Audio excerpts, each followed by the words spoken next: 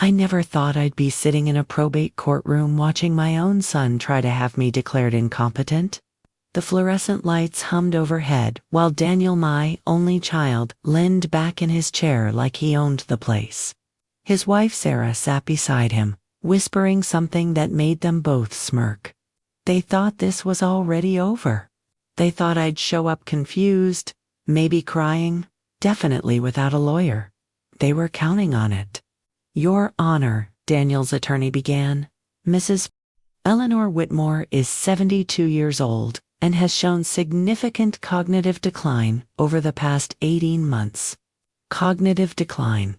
The words hung in the air like an accusation. I sat alone at my table, hands folded in my lap, feeling every pair of eyes in that courtroom. The clerk looked at me with pity. The bailiff wouldn't make eye contact. Even the Juja, tired-looking woman in her 50s kept glancing at me like I was some fragile thing that might shatter. Sarah leaned toward Daniel again. I caught fragments. The house, bank accounts. Sooner than we thought. They were talking about my assets, like I was already dead. "Mrs. Whitmore has become confused about basic finances," the attorney continued. "She's missed appointments, forgotten conversations, and made concerning decisions that suggest she can no longer manage her own affairs." My heart pounded, but I kept my face neutral. Sometimes the most powerful thing you can do is stay quiet and let people underestimate you. The judge flipped through the petition. "And Mrs. Whitmore is here without representation?" "She is, Your Honor," Daniel's attorney said, barely hiding his satisfaction. Daniel finally looked at me directly, his expression a careful mask of concern. "Mom, we're doing this because we love you. You need help." I wanted to laugh. I wanted to scream. Instead, I just watched him, wondering when exactly my son had turned into someone I didn't recognize. Sarah touched his arm, a gesture that looked supportive but felt like a victory signal. She'd been circling my life like a hawk ever since Frank died 3 years ago. Always asking about the house, about my plans, about whether I'd thought about downsizing. The judge set down the papers. "Mrs. Whitmore, do you understand why you're here today? I understand that my son believes I'm not capable of managing my own life. And do you have anything you'd like to say in response to these allegations?" Before I could answer, my purse buzzed. I reached for my phone, a simple gesture that made Sarah roll her eyes. The text was short. "I'm on my way." Something shifted in my chest. Not quite hope, but close. "Your Honor," I said carefully, "I would like to request a brief delay." Daniel's attorney jumped in immediately. "Your Honor, this is exactly the kind of confusion we're talking about." "I'm perfectly aware of how serious this is," I interrupted, my voice steady. "Someone is filing false claims about my mental capacity in order to take control of everything I've worked for. I'd say that's very serious." The courtroom went quiet. Daniel's jaw tightened. Sarah stopped smiling. The judge studied me for a long moment. "Mrs. Whitmore, these proceedings require." The courtroom door opened. Everyone turned. A man in his early 70s walked in, wearing a well-tailored suit and carrying a leather briefcase that had seen decades of use. He moved with the quiet confidence of someone who'd spent 50 years in courtrooms just like this one. "Excuse me, Your Honor," he said. "My apologies for the interruption. My name is Thomas Brennan, and I'm here to represent Mrs. Eleanor Whitmore." I watched Daniel's face strain of color. Thomas walked directly to my table and extended his hand. His grip was firm, familiar. We'd known each other since before Daniel was born. "Eleanor," he said quietly, "I hope you don't mind that I've invited myself to this party." I found myself smiling for the first time in weeks. "I never mind good company, Thomas." He turned to the judge. "Your Honor, I only became aware of these proceedings yesterday when I noticed a filing at the county recorder's office. I'd like to request a continuance so I can properly review the petition." Daniel's attorney stood quickly. "Your Honor, this sudden appearance of counsel seems like due process," Thomas interrupted smoothly. Unless you're suggesting that a 72-year-old woman shouldn't be allowed legal representation. The judge tapped her pen against the bench. Mr. Brennan, you're asking for a continuance? 72 hours should suffice, Your Honor. She looked at me again, but differently this time. Like maybe I wasn't just some confused old woman after all. Motion granted. We'll reconvene Thursday morning at 9. The gavel came down. I reached into my purse and pulled out an old envelope, the one I'd been carrying for 6 months, ever since I started noticing the whispered conversations that stopped when I entered rooms. Thomas glanced at it, then at me. Did you keep everything? Everything, I confirmed. Receipts, recordings, copies of documents they thought I'd never notice were changed. His expression didn't change, but I saw something fierce flash in his eyes. Daniel and Sarah were arguing with their attorney in harsh whispers. They kept looking over at us, and for the first time, I saw something in their faces that wasn't confidence. It was fear. Because they'd made the same mistake a lot of people make about older women. They assumed invisible meant powerless. And they just realized how wrong they were. This story is inspired by real-life submissions. Names and identifying details have been changed. Thomas didn't waste time with small talk once we stepped into the courthouse hallway. He guided me to a quiet bench near the water fountain, away from Daniel and Sarah, who were still huddled with their attorney by the courtroom doors. How did you know? I asked. I didn't, not at first. He opened his briefcase and pulled out a thin folder. I was at the county recorder's office Tuesday morning filing paperwork for another client. Saw your name on a document on amendment to your power of attorney, dated 2 weeks ago. My stomach dropped. I never signed any amendment. I figured as much. His jaw tightened. That's when I started digging. Found the conservatorship petition filed Monday? Eleanor, why didn't you call me? I didn't know it was happening until the sheriff showed up at my door yesterday with the court summons. My hands trembled slightly. I steadied them. Daniel told me months ago that he just wanted to help with paperwork after Frank died. Said it was too much for me to handle alone. Thomas wrote something down. When did the helping start feeling like something else? Around Christmas? 6 months ago now? He asked for my banking passwords. Said he'd set up automatic bill pay so I wouldn't have to worry. Then he wanted copies of the deed to the house, my social security information, Frank's life insurance policy numbers, and you gave them to him. Some of it. Not everything. I'd learned young that you never hand over all your cards at once. But he had keys to the house. He could have gone through my files when I wasn't home. Thomas made another note. Did he? I started noticing things missing. Small things at first: old tax returns, bank statements, the folder where I kept Frank's pension information. I paused, remembering the cold feeling that had settled in my chest. Then bigger things. My Medicare card disappeared. The title to my car. When was this? February? March? The timeline was burned into my memory. I asked Daniel about it. He said I was misplacing things, that it was normal at my age.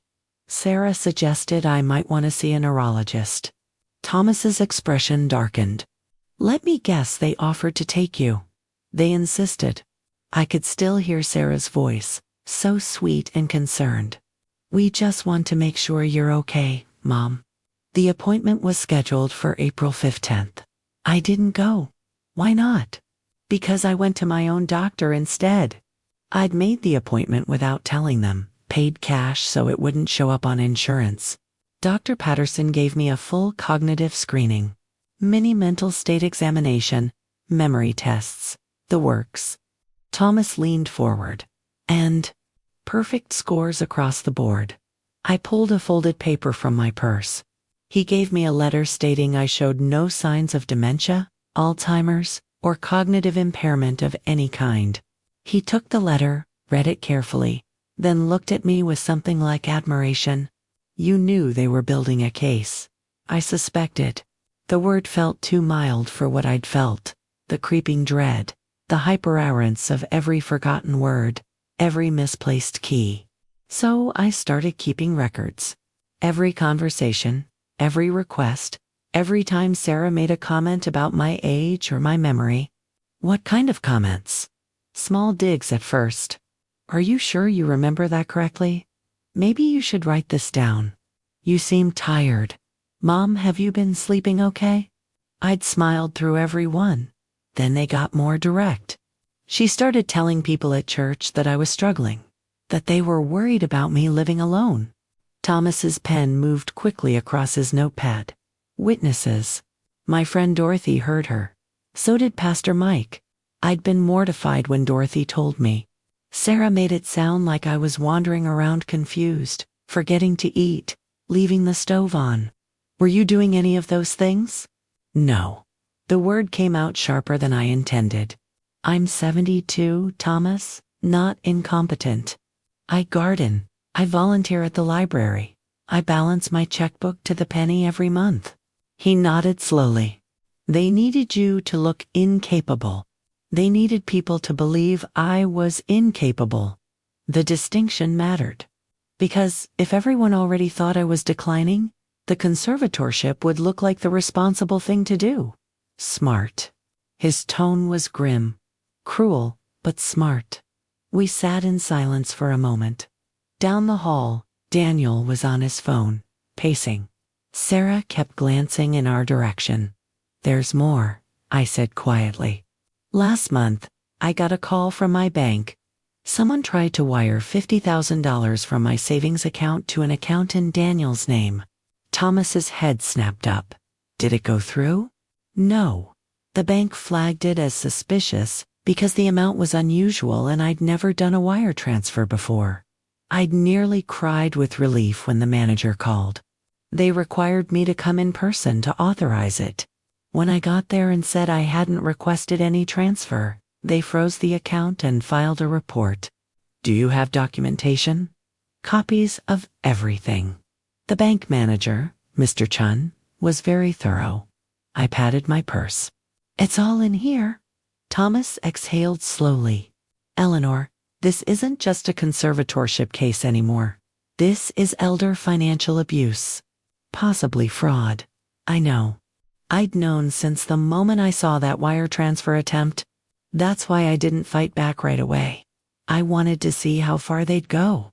He studied me for a long moment. You've been building your own case. I've been protecting myself. There was a difference. Because I knew if I accused Daniel of anything without proof, I'd just look like a paranoid old woman. But if I stayed quiet and documented everything, you'd have a paper trail they couldn't explain away. He almost smiled. You're playing chess while they're playing checkers. I'm doing what I have to do. My voice was steady, but underneath, I was still that woman sitting alone in a courtroom, listening to her own son call her incompetent. Daniel is my only child, Thomas. Frank and I raised him to be better than this.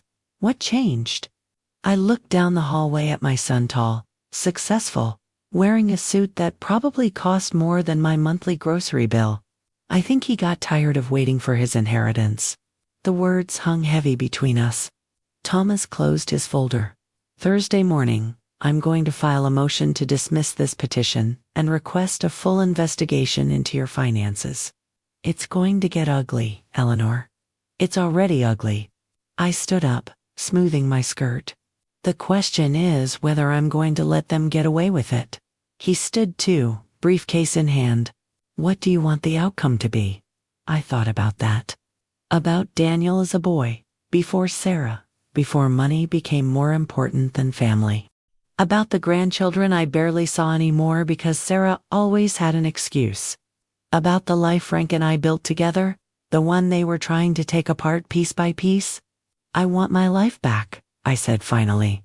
And I want them to know they can't do this to people just because they're old. Thomas nodded. Then that's what we'll fight for.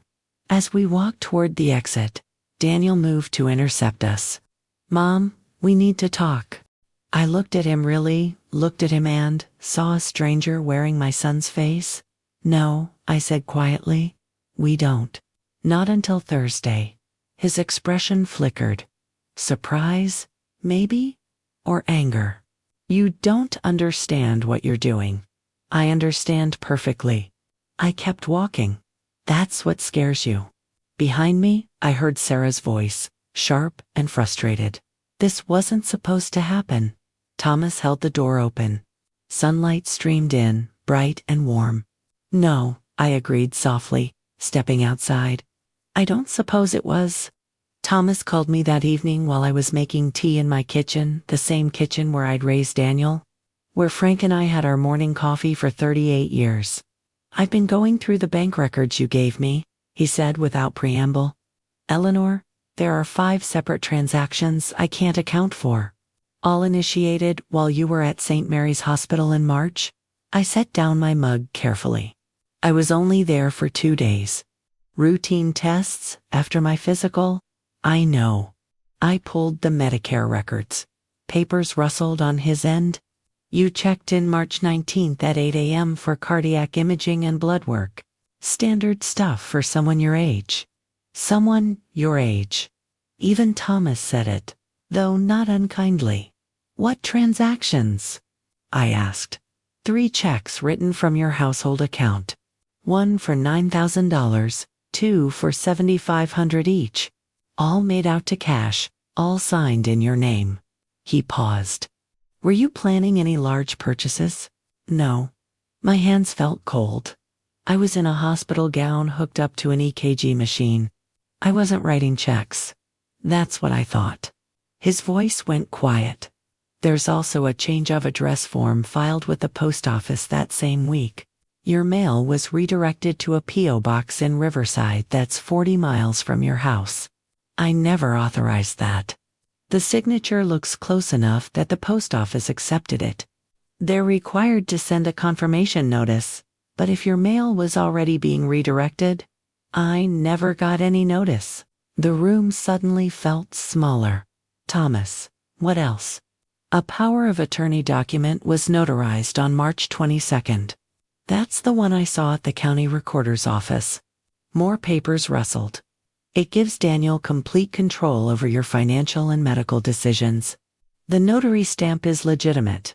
But I was still in the hospital on the 22nd, I interrupted. I didn't get discharged until the 23rd. Silence on the line. Eleanor? Thomas said finally. Did Daniel visit you in the hospital? I thought back. The memories were claribe and annoyed by how clear they were, given what Daniel was claiming now. Yes. He came both days. Brought flowers the first day, coffee the second morning. Was he alone with your purse at any point? My stomach dropped. I sent him to get my reading glasses from the car. He had my keys, my wallet, everything was in there. I'd thought nothing of it at the time. Why would I? He was gone maybe 20 minutes. Said the parking garage was crowded. Long enough to access your identification, your checkbook, your social security card. But the notary I stopped. Thomas, you can't notarize a document without the person present. You can if you're willing to break the law. His tone was grim. Or if the notary is someone you know, someone willing to look the other way for the right price. I sat down heavily at the kitchen table. The same table where Daniel had done his homework. Where he'd told us about getting into law school. Where he'd introduced us to Sarah. I need to talk to the bank, I said. I already did. I spoke with Mr. Chun this afternoon. Thomas cleared his throat. He remembers you coming in about the wire transfer, but there's something else. He pulled your signature card from when you first opened the account in 1987, right after you and Frank moved to California. That sounds right. The signatures on those checks from March don't match your signature card. They're close, but the pressure's different. The angle of certain letters? Mr. Chun said if those checks had come through normal channels instead of being cashed at a check cashing place, they would have been flagged. A check cashing place? I felt sick. Not our bank. No. There's a place in Riverside called Quick Cash Express. That's where all 3 checks were cashed, same day they were written. The security footage has been recorded over by now. They only keep it for 60 days. Convenient? Too convenient. What about the power of attorney? I asked. If it's fraudulent, it's hard to prove without the notary admitting wrongdoing. The document looks legitimate on its face, but combined with everything else, it establishes a pattern. He paused. There's one more thing. I pulled your property records. Someone filed a quitclaim deed last week, attempting to transfer your house into a family trust. The words took a moment to register. My house? The filing was rejected because it required your signature to be witnessed by 2 people, and only one witness signature was on the document. But, Eleanor, they tried. They actually tried to take your house. I looked around my kitchen. 40 years of memories. Frank's coffee maker still on the counter. The growth chart on the doorframe where we'd measured Daniel every birthday. The window over the sink where I'd watched my son play in the backyard. They'd tried to take it. While I was sitting in a hospital bed, trusting them. They'd been systematically stealing my life. I kept receipts, I said quietly. From the hospital cafeteria, from the parking garage. Time-stamped receipts that prove I was there when those checks were supposedly signed. Keep them safe. We'll need everything Thursday. Thomas hesitated. Eleanor, I have to ask. Is there any possibility, any at all, that you authorized these transactions and forgot? No. The word came out hard. I know what they're claiming. I know I'm 72 and widowed and supposed to be confused, but I'm not. Thomas, I remember everything. I believe you. And I could hear that he did. But they're going to argue that this is exactly what cognitive decline looks like, Daniel. Confusion about recent events, paranoia about family members. Then we prove I'm not confused. I stood up, walking to the drawer where I kept my own records. I have my day planner for March. Every appointment written down, including which days I was in the hospital. I have the discharge papers with the exact time I left. I have my phone records showing I called you from my hospital room at 2 p.m. on March 22nd, the same time that power of attorney was supposedly being notarized across town. Thomas was quiet for a moment. You really have been documenting everything. I told you. I knew something was wrong. I pulled out the planner, ran my finger over my own handwriting. Neat, clear, organized. They kept telling me I was forgetting things, losing things, but I wasn't. They were taking things and then acting like I'd misplaced them. That's gaslighting. That's what it felt like. I closed the planner. Every time I'd mention something missing, Sarah would exchange a look with Daniel. This concerned, pitying look. Like I was a child who couldn't keep track of my own belongings. Did anyone else witness this? Dorothy, neighbor, Mrs. Patterson? They both commented that Daniel and Sarah seemed overly interested in my business lately. I paused. There's something else. The Ring camera by my front door. I installed it after someone broke into Mrs. Patterson's house last year. Does it record everything? 30 days of footage on a rolling basis? I pulled up the app on my phone, something Daniel had mocked me for knowing how to use. Thomas, I have video of Daniel coming to my house when I wasn't home. March 18th, the day before I went to the hospital. He let himself in with his key. He was inside for 47 minutes. What was he doing? I don't know. But he left carrying a file box. I found the footage, watched my son's face in the doorway. He looked around before leaving, checking to make sure no one saw. The same file box where I kept all my important documents. Thomas exhaled slowly. Send me that footage. Tonight. All of it. I will. My hands were shaking now, but not from fear. From anger. They planned this, didn't they? They saw me getting older and decided I wouldn't notice. Wouldn't fight back. They saw an opportunity, Thomas said. But they made a critical mistake. What's that? They assumed you were alone. His voice was firm. You're not.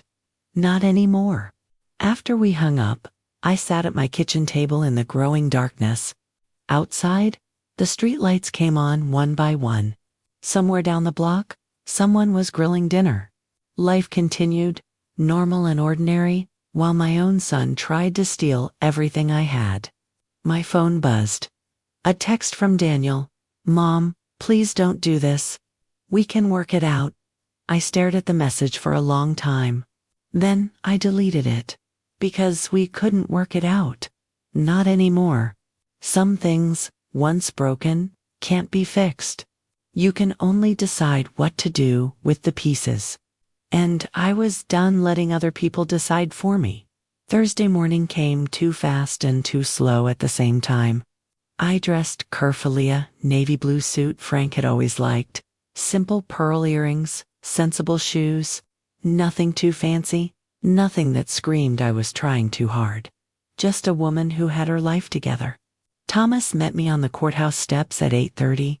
He carried a briefcase that looked heavier than the one he'd had on Tuesday. "Ready?" he asked. "As I'll ever be?" Inside, the courtroom felt different. Colder? Maybe.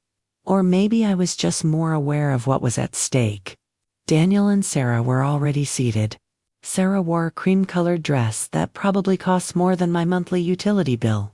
She touched Daniel's arm when she saw me to that same proprietary gesture, like he needed protection from his own mother. Their attorney, a man named Kellerman, shuffled papers and avoided eye contact. The bailiff called us to order. Judge Morrison entered, and we all stood. "Please be seated," she said, settling into her chair. "We're here to continue the conservatorship proceedings regarding Eleanor Whitmore. Mr. Brennan, I understand you've filed several motions." "Yes, Your Honor." Thomas stood smoothly. "I'm requesting dismissal of the conservatorship petition and asking the court to investigate potential elder financial abuse." Kellerman shot to his feet. "Your Honor, this is a delay tactic. Mrs. Whitmore's condition has been well documented by her family who stands to inherit everything. If she's declared incompetent..." Thomas's voice was mild, but his words cut. "I'd like to submit evidence that directly contradicts the claims made in the original petition."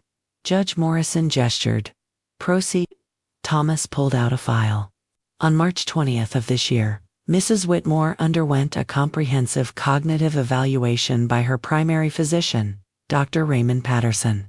She scored perfectly on all standardized tests, including the mini-mental state examination.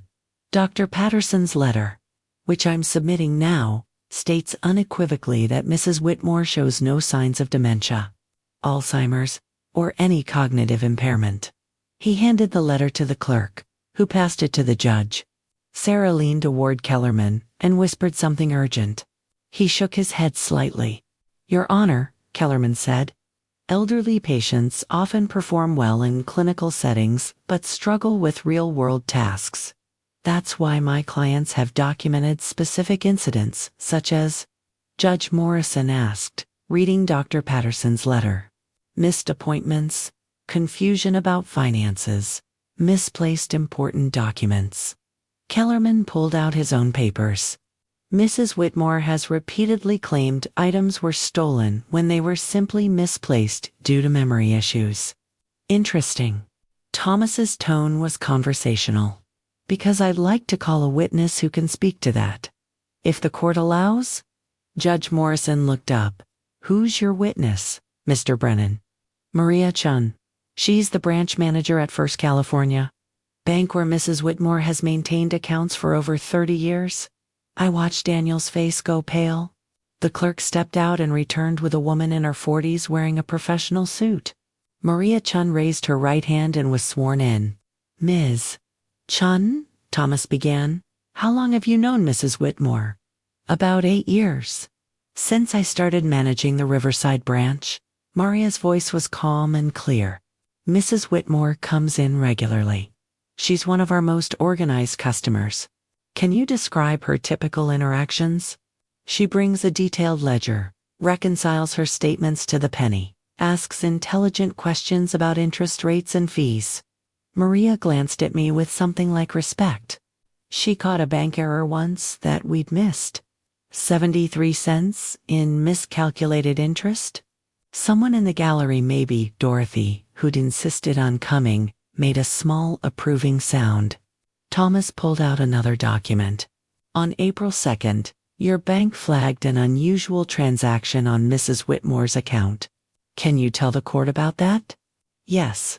Someone attempted to wire $50,000 from her savings to an external account. Our system flagged it because Mrs. Whitmore had never initiated a wire transfer before, and the amount was significant.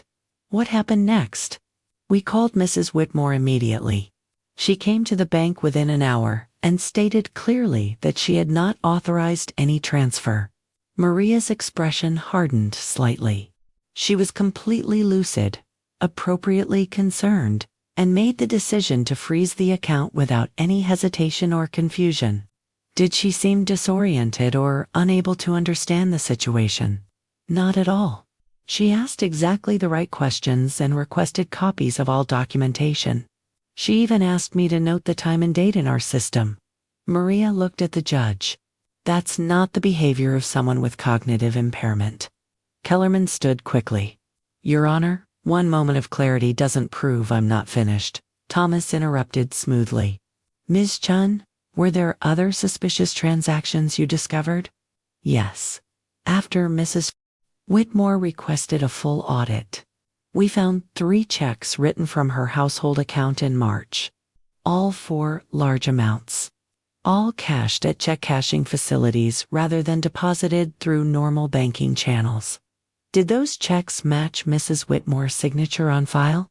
No. Our forensic examiner compared them to her signature card from 1987 and noted significant discrepancies. Maria pulled out reading glasses. The pressure was wrong. Certain letters were formed differently. If those checks had come through our standard verification process, they would have been rejected. The courtroom was silent. Judge Morrison leaned forward. Ms. Chun, in your professional opinion, did Mrs. Whitmore write those checks? No, Your Honor. I don't believe she did. Sarah grabbed Daniel's arm. He shook his head at her sharply. Thomas nodded. Thank you, Ms. Chun. No further questions. Kellerman stood for cross-examination, but his confidence had evaporated. Ms. Chun, isn't it possible that Mrs. Whitmore's signature has simply changed over time? Signatures do evolve, Maria agreed. But our examiner specifically noted that the discrepancies were consistent with forgery, not natural variation. But you can't be certain. I'm certain enough that I've filed a suspicious activity report with federal banking authorities. Maria's voice was firm. That's not something we do lightly. Kellerman sat down. Thomas called his next witness, hospital administrator from St. Mary's, who confirmed. I'd been admitted March 19th and discharged March 23rd. She brought my medical records, showing I'd been alert, oriented, and cooperative throughout. Then Thomas presented the time-stamped receipts from the hospital cafeteria, my phone records showing calls made from my hospital room, and finally, the Ring camera footage. The court watched in silence as my son let himself into my house while I was 40 miles away in a hospital bed. Watched him leave carrying that file box. When the footage ended, Daniel wouldn't look at me. Judge Morrison removed her glasses slowly. Mr. Kellerman, does your client have an explanation for entering his mother's home and removing documents while she was hospitalized? Kellerman conferred with Daniel in whispers. Finally, my client has a key and was concerned about his mother's important papers. He was securing them for safekeeping. Safekeeping. Thomas's voice was flat. Is that why he failed to tell her he'd taken them? Why those same documents were then used to file a fraudulent power of attorney? Allegedly fraudulent. Kellerman tried. The notary's signature was on a document dated March 22nd, Thomas interrupted. The same day Mrs. Whitmore was confined to a hospital bed 40 miles away. Unless she was suddenly discharged, driven across town, signed legal documents, and then readmitted all, without leaving any record that power of attorney is a forgery. Judge Morrison's expression had gone from neutral to something harder. I'm inclined to agree, Mr. Brennan? She looked at Daniel and Sarah. For the first time, someone in authority was seeing them the way I'd been seeing them for months. We're going to take a 15-minute recess, Judge Morrison said. When we return, I want to hear from Mrs. Whitmore herself. The gavel came down. If this is hitting close to home, stay with me. And if you'd like more stories like this, subscribing really helps. Because what happened next changed everything. The 15-minute recess felt like hours. I sat in the hallway while Thomas reviewed his notes.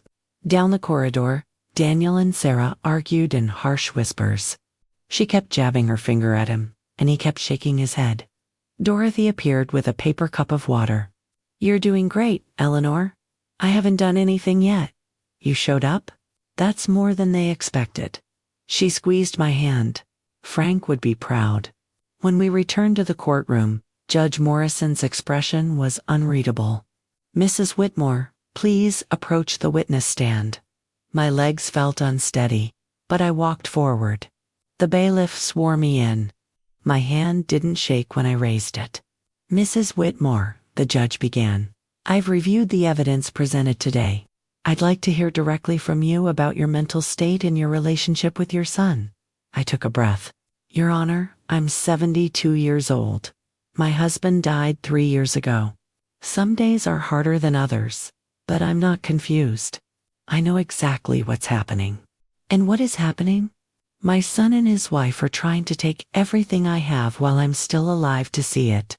The words came easier than I expected. "They've been planning this for months, maybe longer." Kellerman started to object, but Judge Morrison held up her hand. "Go on, Mrs. Whitmore." It started small. Daniel asking for passwords, wanting copies of documents. He said he was helping. I looked at him directly. Then things started disappearing. Papers, cards, files. When I'd ask about them, Sarah would say I was forgetting where I put things. Did you believe her? At first, I questioned myself. That's what they wanted. My voice steadied. But then I started keeping records, writing down every conversation, every time something went missing, every comment about my age or my memory. Judge Morrison leaned forward. "Why didn't you confront them?" "Because I knew how it would sound. A 72-year-old widow accusing her own son. Without proof, I'd just look paranoid." I gripped the edge of the witness stand. "So I got proof." Thomas stood. "Your Honor, I'd like to present Mrs. Whitmore's personal documentation." He handed me a leather-bound planner. My daily record from the past year. This is my day planner.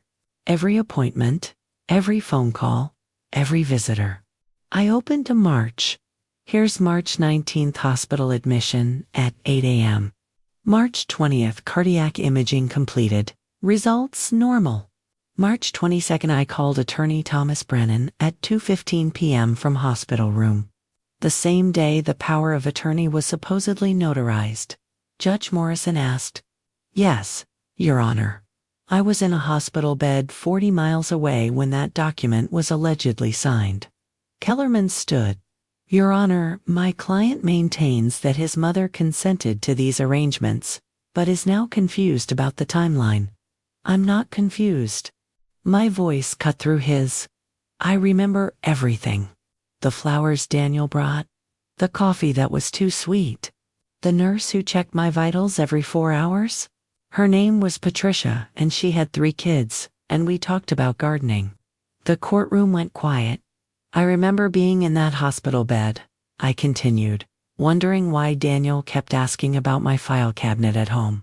Why Sarah wanted to know where I kept Frank's life insurance papers. I looked at them again. I remember trusting them. Sarah looked away. Judge Morrison studied me for a long moment. "Mrs. Whitmore, do you understand the seriousness of these allegations?" "Yes, Your Honor. You're accusing your son of forgery, fraud, and elder abuse." "I'm stating facts." I kept my voice level. The checks weren't written by me. The power of attorney wasn't signed by me. The wire transfer wasn't authorized by me. Those are facts, not accusations. Thomas approached with another document. Your Honor, I'd also like to submit a recording. Mrs. Whitmore's phone has a voicemail saved from April 10th. He pressed play. Daniel's voice filled the courtroom. Mom, we need to talk about your living situation. This house is too much for you. Sarah found a nice assisted living place. They have activities, medical staff. We already put down a deposit. We'll start packing your things next week. I watched the judge's face as she listened. Don't worry about the paperwork. I'll handle everything. You just need to sign where I show you. It's for the best, Mom. You'll see. The recording ended. I never agreed to move, I said quietly. But they'd already made the deposit. Already decided. Judge Morrison removed her glasses. Mr. Kellerman, I'm going to ask your client directly. Mr. Whitmore, please stand. Daniel stood slowly. His tie was crooked. Did you forge your mother's signature on financial documents? Your Honor, I was trying to help. That's not what I asked. Yes or no? The silence stretched. Finally, the notary was a friend. She trusted that I had permission. So yes. Daniel's jaw tightened. I did what I thought was necessary. To protect your mother or to access her assets? He didn't answer. Sarah grabbed his arm, but he pulled away. She's old. She doesn't need all that money sitting in accounts. It made sense, too, to steal it. Judge Morrison's voice was ice. Because that's what you're describing, Mr. Whitmore? Theft from a vulnerable adult? She's my mother. It'll be mine eventually anyway, but it's not yours now. The judge's words cut like a blade. And she's not dead, though you seem to be operating under that assumption. The courtroom erupted in murmurs. The bailiff called for order. I sat there, listening to my son justify stealing from me, and felt something break loose in my chest. Not my heart that had already cracked. Something else. The last thread of hope that this was all a misunderstanding. I kept the receipts, I said, and my voice carried across the room. Everyone stopped talking. Every document they changed, every transaction they hid, every lie they told, I kept the receipts. Sarah's face went white. Thomas stepped forward. Your Honor, we're requesting immediate removal of any power of attorney. An emergency freeze on all of Mrs. Whitmore's accounts pending investigation, and a full restraining order preventing further contact. Granted on all counts. Judge Morrison didn't hesitate. The conservatorship petition is dismissed with prejudice. Furthermore, I'm referring this case to the District Attorney's Office for Criminal Investigation. Daniel's face crumbled. Mom, please, I stayed quiet until I didn't, I said. The phrase I'd been thinking for months finally had a place. You thought being old made me powerless. You were wrong. Judge Morrison stood. We're adjourned. The gavel fell like thunder. The courthouse steps felt different on the way out. Thomas held the door while I walked into afternoon sunlight. Behind us, Daniel and Sarah were still inside with Kellerman, probably being lectured about federal elder abuse statutes. You did well in there, Thomas said. I told the truth. My hands still trembled slightly. What happens now? The DA's office will review everything. They'll likely file charges within 30 days. He adjusted his briefcase. Eleanor, this could go to trial. Good. The words surprised even me. Let them explain it to a jury. Dorothy was waiting by my car, along with Mrs. Patterson from next door. They'd both taken the morning off to be here. How'd it go? Dorothy asked, though my face must have told her everything. The judge dismissed the conservatorship, referred it for criminal investigation. I unlocked my car. It's over. The first part, anyway. Mrs. Patterson hugged me tight. I knew those two were trouble. The way she'd look at your house like she was already measuring for curtains. We said our goodbyes. I drove home alone, taking the long way past the park where I used to take Daniel when he was small. The swings were still there. Different kids now? My phone rang as I pulled into my driveway. Unknown number. Mrs. Whitmore? This is Detective Lisa Rodriguez with the County Sheriff's Office. Judge Morrison asked me to follow up on your case. I sat in my parked car, engine still running. That was fast. Elder abuse cases are a priority. I'd like to meet tomorrow if possible. Go through your documentation, get a formal statement. She paused. I read the court transcripts. I'm sorry this is happening. Thank you. My throat felt tight. Tomorrow works. After we hung up, I sat there looking at my house. The Ring camera by the door blinked its little red light. Still recording. Still protecting me, even when I didn't know I needed protection. Inside, everything was exactly as I'd left it. The kitchen table with my morning coffee cup, Frank's reading chair by the window. The photos on the mantel, Daniel at his graduation, Daniel's wedding. Daniel holding his daughter who was now 12 and who I barely saw. My phone buzzed. A text from a number I didn't recognize. Mom, it's Daniel. Sarah's phone. Please call me. We need to fix this. I stared at the message. Fix this. Like it was a broken lamp, not a broken relationship. Like forgery and theft could be smoothed over with a phone call. Another text came through. I didn't mean for it to go this far. Sarah pushed for the conservatorship. I just wanted to help manage things. Blaming Sarah now? How predictable. Please, I'm your son. I typed slowly. You stopped being my son when you decided I was a problem to solve instead of a person to respect. I blocked the number. The house felt too quiet. I made tea Frank's old mug that said, "World's okayest husband." He'd laughed every time he used it. You'd know what to say, I told the empty kitchen. You always knew what to say. But Frank wasn't here. He'd been gone 3 years, and I'd survived that. I could survive this too. The doorbell rang at 6:30. I checked the Ring camera. Woman in her 30s wearing jeans and a county sheriff's jacket. Mrs. Whitmore. Detective Rodriguez? I know I said tomorrow, but I was in the neighborhood. Thought I'd introduce myself if you're available. I opened the door. She had kind eyes and a firm handshake. Come in. I just made tea. We sat at the kitchen table. She pulled out a notebook, but didn't open it right away. I've been doing this job for 8 years, she said. Elder abuse cases are the hardest. Usually because the victims don't want to press charges against family. I'm not most victims. I can see that.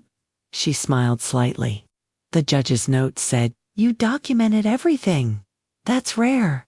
I worked as a bookkeeper for 30 years. Documentation is second nature. I poured tea into 2 mugs. What do you need from me? Everything you have? Every receipt, every recording, every text message. We'll build a timeline, establish intent, prove the fraud. She opened her notebook. But I need to prepare youth. This gets ugly. Your son will likely claim you consented to everything and are now confused about the details. Let him try. I pushed a mug toward her. I have witnesses, bank records, medical evaluations, and video evidence. He can claim whatever he wants. She studied me for a moment. You're not what I expected. What did you expect? Someone more. She searched for the word, fragile. Most 72-year-olds I meet in these situations are overwhelmed. I am overwhelmed, I admitted. But I'm also angry. And anger is useful. Detective Rodriguez smiled. Yes, it is. We spent 2 hours going through everything. She photographed documents, copied recordings, took detailed notes. When she left at 8:30, my kitchen table was covered in evidence of my son's betrayal. I cleaned up slowly, putting everything into organized folders. The detective said they'd need originals eventually, but for now, copies were enough. My phone rang again. Sarah's number this time, not blocked yet. I answered. What do you want, Sarah? Eleanor. Her voice was tight. This has gotten out of hand. Daniel made mistakes. Yes, but criminal charges? That's excessive. Forging documents is a crime. Stealing money is a crime. What exactly is excessive about consequences? He's your only child. She was trying a different approach, no emotional manipulation. Do you really want him to have a record? Think about his career, his reputation. I did think about it, I said calmly. While he was forging my signature. While you were planning to put me in assisted living. While you both laughed in that courtroom, thinking I was too old and stupid to fight back. Silence. You made a choice, Sarah. You chose my money over my dignity. Now live with it. I hung up and blocked her number 2. The house settled into its evening sounds. The refrigerator humming. The clock ticking. Outside, street lights flickered on. I thought about Daniel as a boy. The way he'd bring me dandelions from the yard, calling them flowers. The way he'd climb into bed between Frank and me during thunderstorms. The way he'd looked at me when I'd taught him to ride a bike. Trust and love in equal measure. That boy was gone. Maybe he'd been gone for years and I just hadn't wanted to see it. My phone buzzed one more time. Thomas Duh assigned the case. Assistant Duh named Marcus Webb. Good reputation. He'll call you Monday. I texted back, thank you for everything. This isn't over yet. Stay strong. I set down the phone and looked around my kitchen. My house, my life, still mine. They'd tried to take it. They'd failed. And now they'd learn what it cost to underestimate someone just because she was old. Monday morning, Assistant DA Marcus Webb called at 9 sharp. Mrs. Whitmore, I've reviewed your case. Detective Rodriguez sent over the preliminary investigation.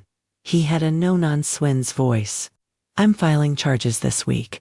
Multiple counts of elder financial abuse, forgery, and attempted fraud. How long does this take? Arraignment in 2 weeks. Then we'll see if they take a plea deal or go to trial. Papers rustled. Most defendants don't want a jury hearing about stealing from their elderly mother. Daniel's stubborn.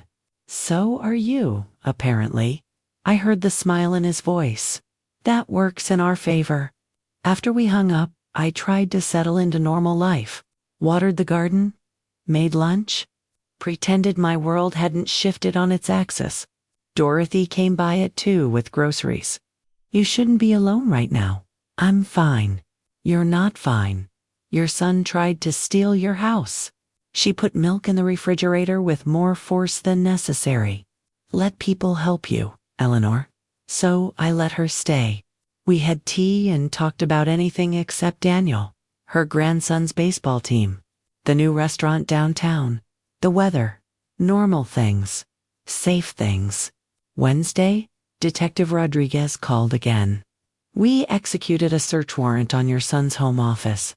Found documents, copies of your social security card, your passport, blank checks with forged signatures. My stomach dropped. He kept them. Arrogant. Thought he'd never get caught. She paused. There's more. We found emails between him and Sarah discussing your decline. Planning timelines. One from February specifically mentioned waiting until after tax season to file for conservatorship. They planned it that far back? Earlier, probably. These are just the emails we've recovered. Her voice hardened. Mrs. Whitmore, they researched assisted living facilities while you were in the hospital. Put deposits on 2 different places. I sat down hard. 2? Backup plan, I guess. The cheaper one was 40 minutes away in a town you've never lived in. She let that sink in. Away from your friends, your church, your support system. Isolated. They wanted me isolated. What else did you find? Drafts of a new will. Your signature forged at the bottom, leaving everything to Daniel immediately upon your death. She cleared her throat. It wasn't notarized yet. We got lucky. Lucky.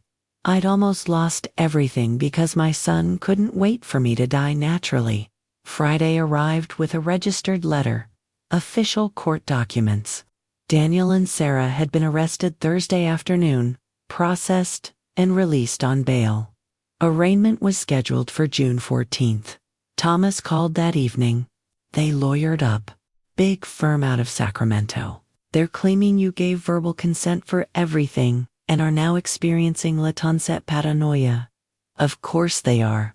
Their attorney's name is Patricia Vance. She's good, Eleanor. She'll make you look confused on the stand if we're not careful. I won't be confused. I know. But juries see a 72-year-old woman and a 40-year-old son, and sometimes they make assumptions. He sighed. We need to be smarter than their bias. Sunday after church, 3 people I barely knew approached me. Word had spread. We're praying for you, one said. So brave, another whispered. I smiled and thanked them, but inside I felt hollow. I wasn't brave. I was just too tired to let them win. Pastor Mike pulled me aside. Eleanor, if you need anything, I need people to stop looking at me like I'm fragile. He blinked, surprised, then nodded. Fair enough, but the offer stands. June 14th came wrapped in fog. Thomas picked me up at 8. We drove to the courthouse, in silence. I wore the same navy suit, same pearls. Armor disguised as appropriate courtroom attire. Daniel and Sarah were already there with Patricia Vance, sharp-looking woman in her 50s with steel gray hair. She approached us before we entered. Mr. Brennan, my clients would like to offer a settlement. Full restitution, no jail time. Mrs. Whitmore retains all assets. In exchange for dropping the criminal charges? This stays civil. Thomas looked at me. Your call? I looked at Daniel. He wouldn't meet my eyes. Sarah stood beside him, perfectly dressed, perfectly composed. No, I said. Vance's expression didn't change. Mrs. Whitmore, a trial will be difficult for everyone. Public, emotional, good. Let it be public. I stepped closer. Let everyone see what they did. My clients made mistakes, yes, but criminal charges seem they forged documents, stole money, planned to institutionalize me against my will. My voice stayed level. Those aren't mistakes. They're crimes. Vance studied me. You're willing to send your only son to prison? I'm willing to let him face consequences. I turned to Daniel. You taught me that? Remember? When you were 8 and broke Mrs. Chun's window playing baseball? You made me march you over there to apologize and offer to pay for it from your allowance? His face flushed. You said taking responsibility was important. I kept my eyes on his. So take responsibility. We walked into the courtroom. The arraignment was quick. Daniel and Sarah both pled not guilty.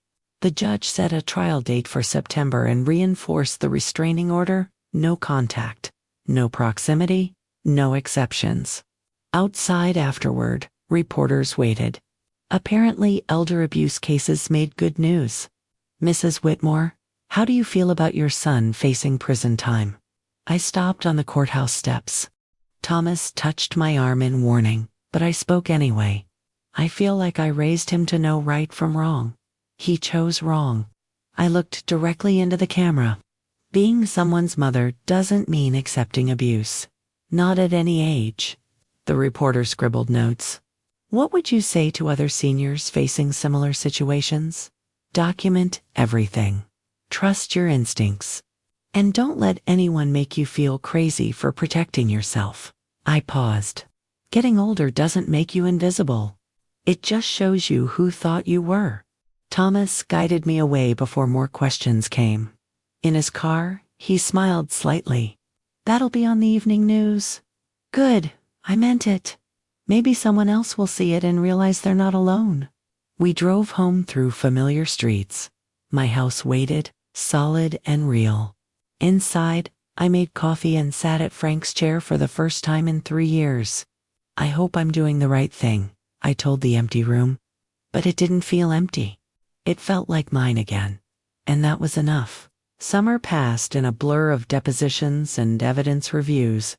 Marcus Webb, the assistant DA, was thorough. Every document photographed, every witness interviewed, every timeline verified twice.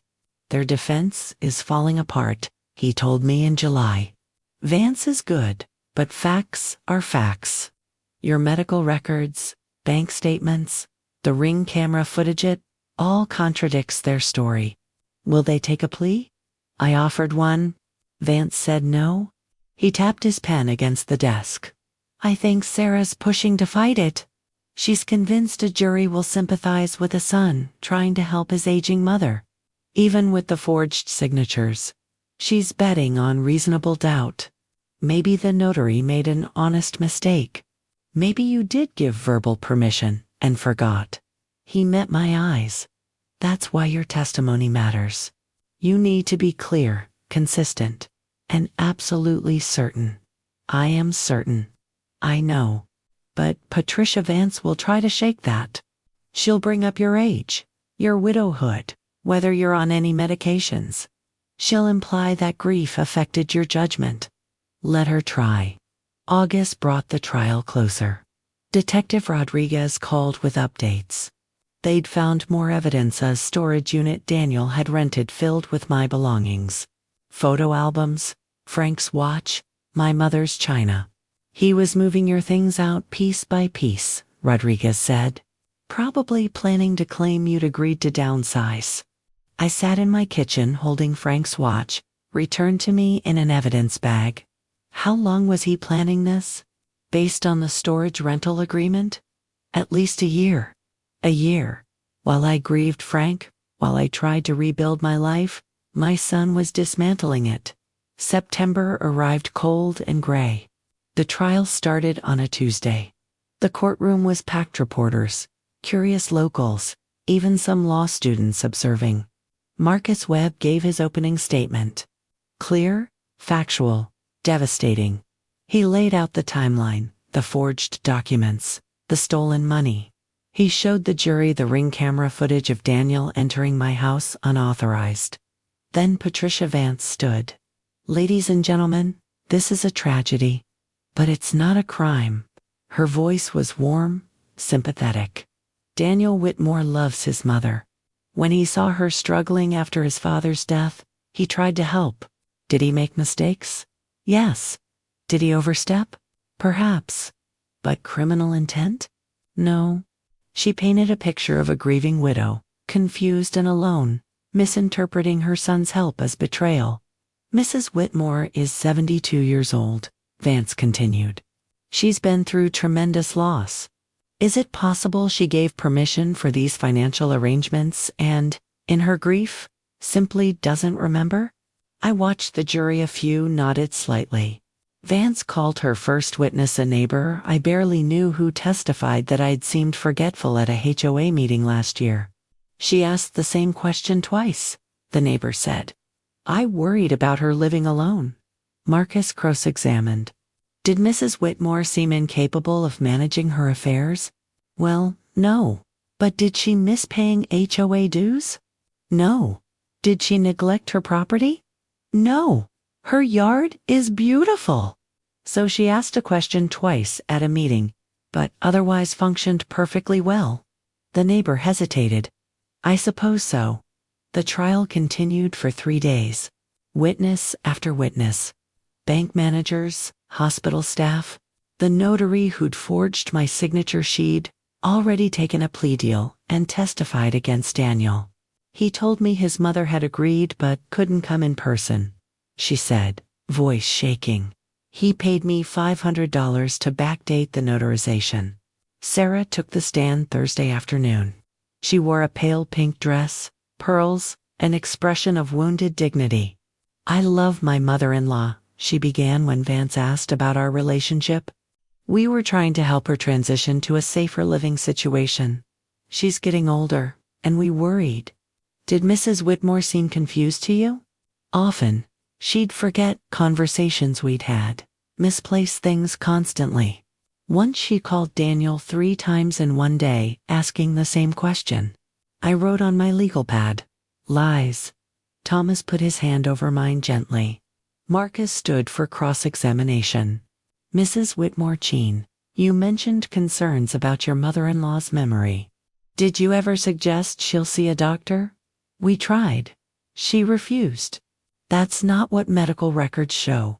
In fact, Mrs. Whitmore saw her doctor in March for a full cognitive evaluation. Were you aware of that? Sarah's composure cracked slightly. Daniel mentioned it, and that evaluation showed no impairment whatsoever.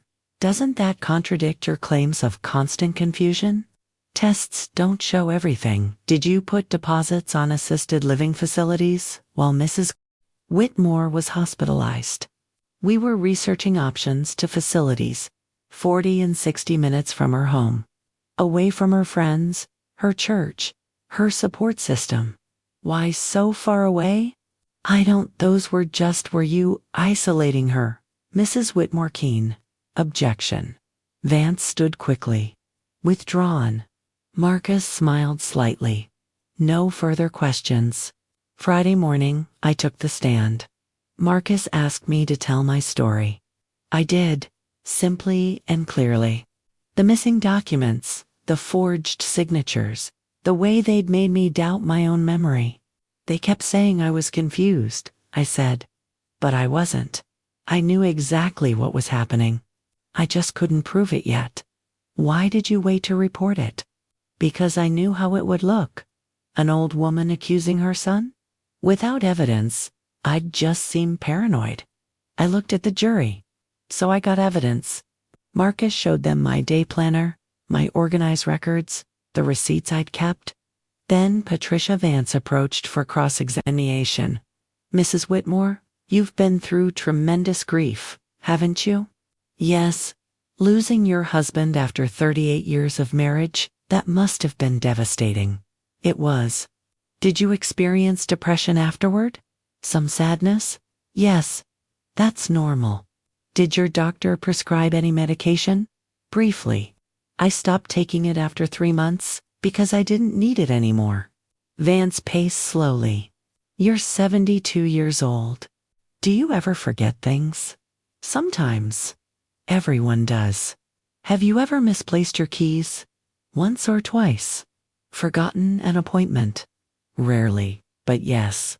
So it's possible you could have given your son permission to help with your finances and simply forgotten. I looked at her directly. No, but you just admitted you forget things sometimes. I forget where I put my reading glasses. I don't forget signing over my entire life. My voice stayed calm. There's a difference between normal forgetfulness and the confusion you're describing.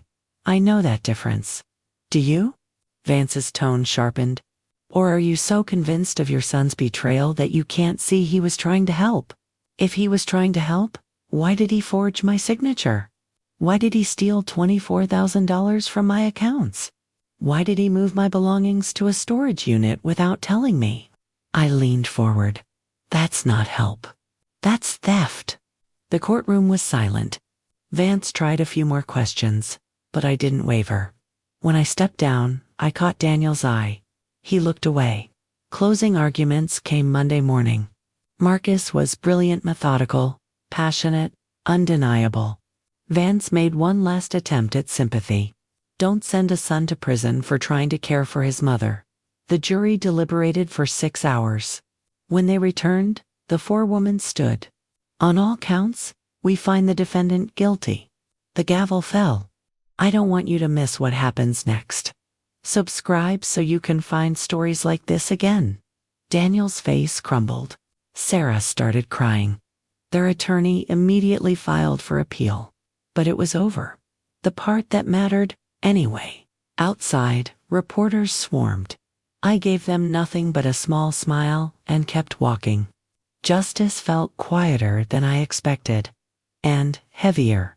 But it felt like mine. Sentencing came 3 weeks later on a cold October morning. I didn't have to attend, but Thomas said it might matter. Victim impact statements carry weight. The judge needs to hear from you. So I went. The courtroom felt smaller this time, less crowded. Daniel sat at the defense table in a suit that looked too big, like he'd lost weight. Sarah wasn't there. They'd divorced 2 weeks after the verdict. She'd filed papers blaming everything on him, claiming she'd been manipulated. Coward. Judge Morrison reviewed the case details, the jury's findings, the probation report. Then she looked at me. Mrs. Whitmore, would you like to make a statement? I stood slowly, walked to the podium. My prepared notes sat in my purse, but I didn't need them. Your Honor, Daniel is my only child. I gave birth to him, raised him, loved him through every stage of his life. My voice stayed steady. When his father died, I thought we'd grow closer. Instead, he saw an opportunity. Daniel stared at the table. He didn't just steal money. He tried to steal my autonomy, my dignity, my voice. He wanted me silenced and put away so he could live off what his father and I built together. I paused. The cruelest part wasn't the theft. It was how easily he convinced himself I deserved it because I was old. Judge Morrison nodded slightly. I don't want revenge. I want accountability. I looked at Daniel directly. I want him to understand that being someone's child doesn't entitle you to their life. And I want other families to know this behavior has consequences. Thank you, Mrs. Whitmore. The judge made notes. Mr. Whitmore, do you wish to speak before sentencing? Daniel stood, hands shaking. Mom, I'm sorry. I never meant you meant all of it. I interrupted quietly. You just didn't mean to get caught. Judge Morrison raised her hand. Mr. Whitmore, this court finds your actions particularly egregious given the victim's vulnerability and your position of trust. You're sentenced to 4 years in state prison, followed by 3 years supervised probation. Sarah's gasp echoed from somewhere in the back. She'd come after all. Additionally, the judge continued, you're ordered to pay full restitution of $87,000, plus court costs and fees. You're permanently barred from serving as power of attorney or executor for any estate. The gavel came down with finality. Daniel was led away in handcuffs. He looked back once. I didn't look away. Outside, Marcus Webb shook my hand. You did it. We did it, I corrected. Thank you for believing me. You made it easy. The evidence was airtight.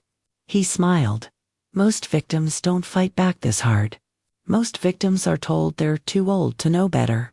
He nodded slowly. You changed that narrative. Thomas drove me home. We didn't talk much. What was there to say? Justice had been served, but it tasted like ash. Inside my house, I made coffee and sat at the kitchen table. The same table where this all began, where I'd first noticed things missing, where I'd started keeping records. My phone buzzed. A text from Dorothy. Proud of you. Dinner tonight? I smiled. Yes. Your place or mine? Mine. I'm making pot roast. Normal life? Slowly returning. Over the next month, the restitution came in installments. Daniel's accounts were frozen, his assets liquidated. The money appeared in my account like ghosts of what had been stolen. I didn't need it, really.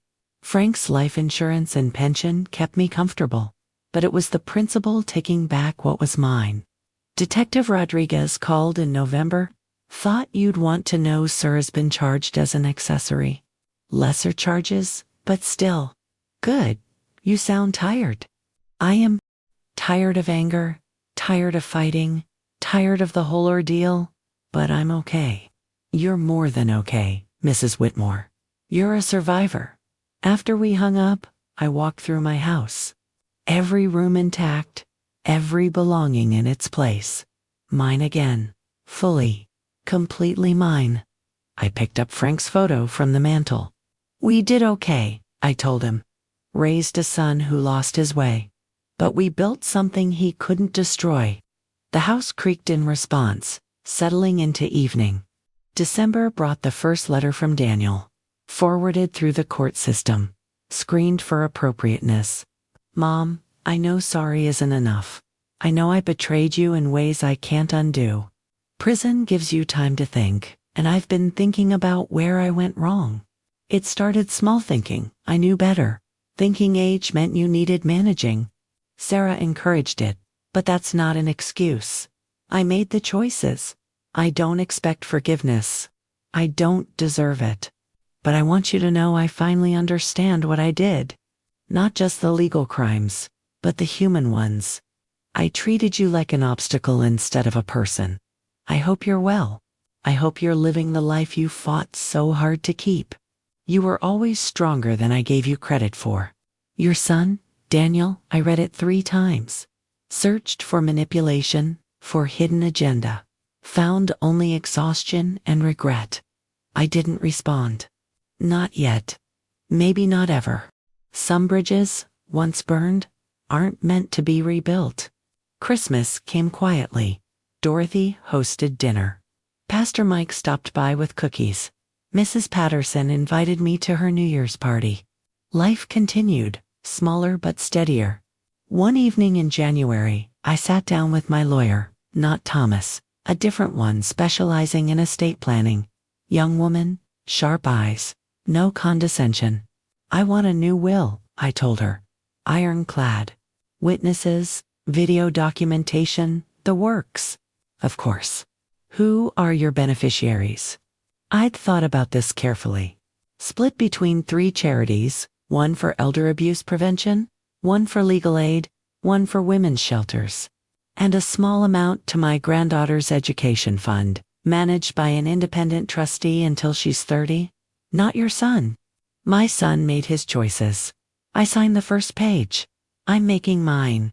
The will was finalized in February, notarized with 2 witnesses and a video recording of me stating my intentions clearly.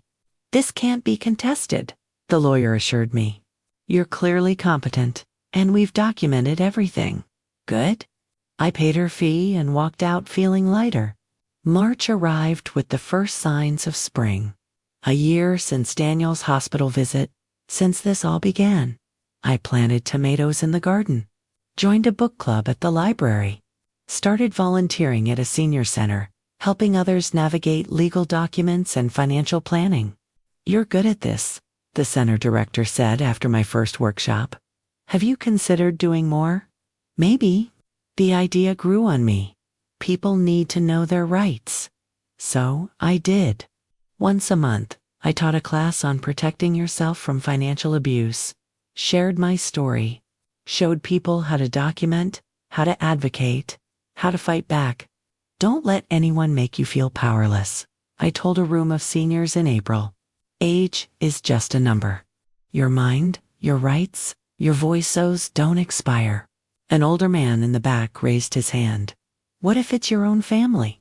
Especially if it's your own family. I met his eyes. Love doesn't excuse abuse. Not ever.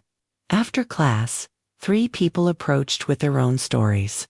I listened, took notes, gave them resources. This was the payoff, I realized. Not the courtroom victory, but this helping others find their strength. One evening in May, my doorbell rang. I checked the Ring camera, young woman, early 20s, holding flowers. I opened the door cautiously. Can I help you? Mrs. Whitmore? I'm Jessica, Daniel's daughter. My granddaughter, who I hadn't seen in 3 years. I hope it's okay, I came. I got your address from Grandma Dorothy. I stared at her. She had Frank's eyes, my mother's smile. Come in, I managed. We sat in the living room, awkward and careful. I didn't know, she said finally, about what Dad did. Mom kept it from me. I only found out last month when I turned 18 and started asking questions. You don't have to, I want to. She set down the flowers. I want to know you. The real you, not the confused grandmother they told me about. Something cracked open in my chest. I'd like that, I said softly. We talked for 2 hours. She told me about college plans, her art, her life. I showed her photos of her father as a child, stories that made her laugh. When she left, she hugged me tight. Can I come back? Anytime? I watched her drive away, then sat in Frank's chair holding those flowers. Maybe some things could be rebuilt after all, just not the ones I'd expected. 2 years later, I stood in my kitchen making coffee on an ordinary Tuesday morning. The Ring camera blinked its steady red light. The tomatoes in the garden were nearly ripe. Frank's chair sat by the window, worn and comfortable. Everything looked the same, but everything had changed. Jessica visited twice a month now. We've developed our own relationship, separate from Daniel, separate from the past. She was studying art history at the State University, working part-time at a gallery downtown. "You should come to my show next month," she'd said last week. "I'm exhibiting some pieces about family and legacy. I'll be there." My phone buzzed. A text from Dorothy. "Book club tonight. Don't forget." I smiled. Life had settled into a rhythm again, volunteering, gardening, weekly dinners with friends. Small things that added up to something solid. The doorbell rang. I checked the camera out of habit, a postal worker with a certified letter. I signed for it, recognizing the prison return address immediately. Daniel's third letter in 2 years. The first 2 had been apologetic, reflective. I'd read them, but never responded. This one was different. "Mom, I'm being released early for good behavior. 30 months instead of 4 years. I'm not asking to see you. I know I don't have that right, but I wanted you to hear it from me first. I'll be living with a friend in Oregon, starting over. I've been taking classes in hero counting, ethics, even a course on elder care, trying to understand what I became. I still don't have a good answer. Just that I got greedy, entitled, and cruel. 3 things you and Dad never taught me to be. I learned those on my own. I hope you're well. I hope Jessica is bringing you some joy. She writes to me sometimes. Never about you. She respects your boundaries. But I can tell she loves you. That's the one thing I did right, apparently. Gave you a granddaughter worth knowing. I don't expect forgiveness. But I wanted you to know I'm different now. Whether that matters to anyone but me, I don't know. Your son Daniel." I set the letter down carefully. Felt nothing at first. Then something complicated, not forgiveness exactly, but maybe the beginning of letting go. The phone rang. Detective Rodriguez, who'd become something like a friend. Saw the release notice come through. "You okay?" "Yeah. He's moving to Oregon." "Good." "Far and away." She paused. "You know, your case started something. We've opened 14 new elder abuse investigations in the past 2 years. People calling in, recognizing the signs. You gave them permission to fight back. That's what I hoped. You did more than hope. You changed things." After we hung up, I finished my coffee and looked around my kitchen. The house Frank and I bought in 1984. The life we built together. The life I'd fought to keep. An email notification popped up on my phone. The senior center where I volunteered. "Eleanor, the county wants you to speak at their Elder Rights Conference in November. Interested?" I typed back, "Send me the details." Because that was the thing about surviving. You could either hide from what happened or use it to help others. I'd chosen the latter. That evening, Jessica came for dinner. We made spaghetti together, her chattering about a new exhibit she was curating. "Dad wrote me," she said casually while draining pasta. "Said he's getting out early." "I know. He wrote me too." She glanced at me. "How do you feel about that?" "Honestly, I don't know yet." I stirred the sauce. "How do you feel?" "Complicated." She set down the colander. "I'm glad he's trying to change. But I'm angry it took prison to make him see what he did to you." "Me too." "Do you think you'll ever talk to him again?" I considered that. "Maybe. Someday. When I'm ready. If I'm ever ready. But on my terms." She hugged me suddenly. "You're the strongest person I know." "I'm just stubborn." But I hugged her back tightly. After dinner, we sat on the porch watching the sunset. The neighborhood was quiet, peaceful. Mrs. Patterson waved from her yard. The Chuns drove by and honked hello. "Grandma," Jessica said softly, "can I ask you something?" "Anything." "Do you regret it?" "Pressing charges. It tore the family apart." I thought about that. About court dates and depositions and standing on courthouse steps telling reporters my story. About the nights I'd lain awake wondering if I'd done the right thing.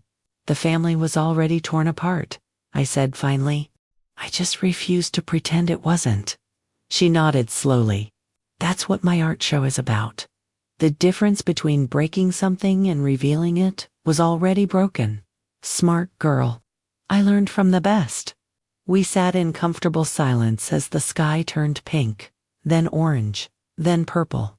My phone buzzed. A voicemail from a number I didn't recognize. I played it on speaker. Mrs. Whitmore. My name is Helen Parf. I'm 78. My daughter is trying to take my house. I saw you on the news 2 years ago and I kept your name. I don't know who else to call. I have receipts. I have everything. I just need someone to believe me. Her voice cracked at the end. Jessica looked at me. Are you going to call her back? I saved the number. Tomorrow. I'll call her tomorrow and give her Detective Rodriguez's number. Get her connected with legal aid. I paused. Maybe I'll go with her to file the report. If she wants company? Of course you will. Jessica smiled. Because that's who you are.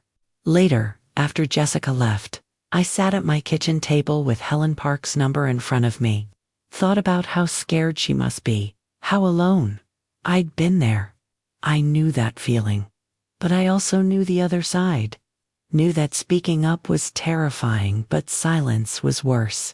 Knew that getting older didn't mean accepting abuse. I pulled out my laptop and typed an email to the senior center. I want to start a support group for seniors dealing with financial abuse from family members. Once a month, safe space, no judgment. Can we make that happen? The response came within an hour. Absolutely. When can you start? I smiled. Next week. Because this was the real inheritance Frank and I had built. Not money or property. Not things that could be stolen or forged away. We'd built resilience, dignity, the stubborn refusal to be erased, and that was something worth passing on. I picked up Frank's photo one more time. We did good, I told him. Raised a son who lost his way? Sure. But we also raised me, and I didn't lose mine. The house settled into its evening sounds, the refrigerator humming, the clock ticking. Outside, the streetlights flickered on one by one. My life, still mine, completely, undeniably mine. They'd tried to take it. They'd failed. And now I spent my days making sure others knew they could fight back too. That was justice. That was healing. That was enough. Tell me in the comments where you're watching from, and if you've ever lived through something like this. You're not alone. You're not crazy, and you're not too old to know your own mind. Remember that. Always remember that.